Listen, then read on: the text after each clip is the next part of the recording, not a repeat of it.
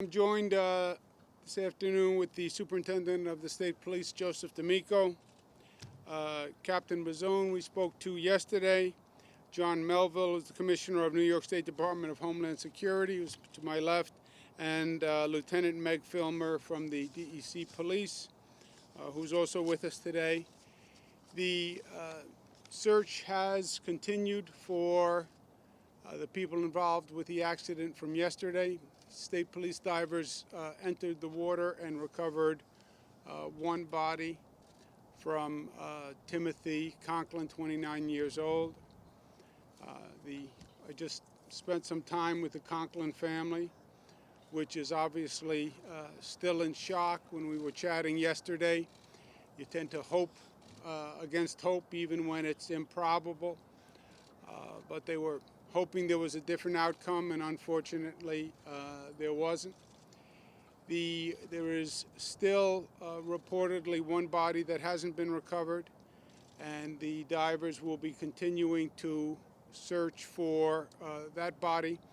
Obviously, the conditions are very difficult. The visibility is very poor, estimated to be 6 inches. So much of the diving operation is actually done by feel. The ship itself is damaged, which makes the investigation of the interior more problematic, resting in about 35 to 40 feet of water. That will continue for the foreseeable future during the course of the day.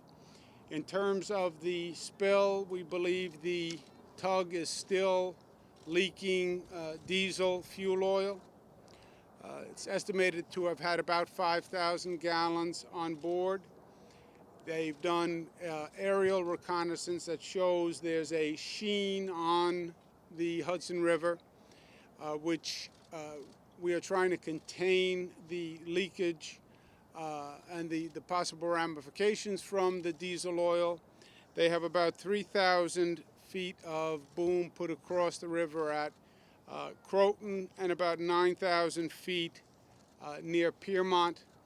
It appears from observation from a helicopter that the sheen now is about south to the Piermont Point and across the river. So it has gone somewhat further south from yesterday and from end to end across the river.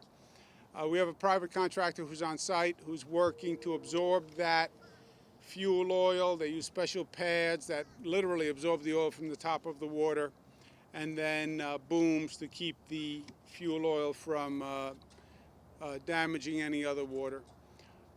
With that, any other questions for myself or any of my colleagues? It would be our pleasure to answer. And again, you know, you try to wonder if there's a lesson to learn, if there's something that could be done differently. Sometimes dealing with emergencies, you wonder if Mother Nature is trying to send us a signal or tell us something. But then sometimes it's just a pure accident, and that's what this occurs to be. Just a pure accident. The Tappan Zee barge was stationary. It was there. It was secured. It had been there for a period of time. Apparently, the tug that was coming down with the barge from headed south on the river, coming from the north, knew that they were too close.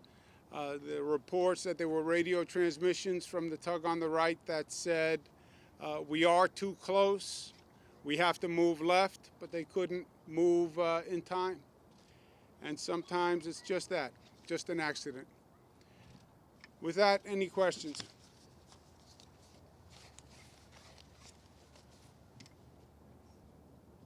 No?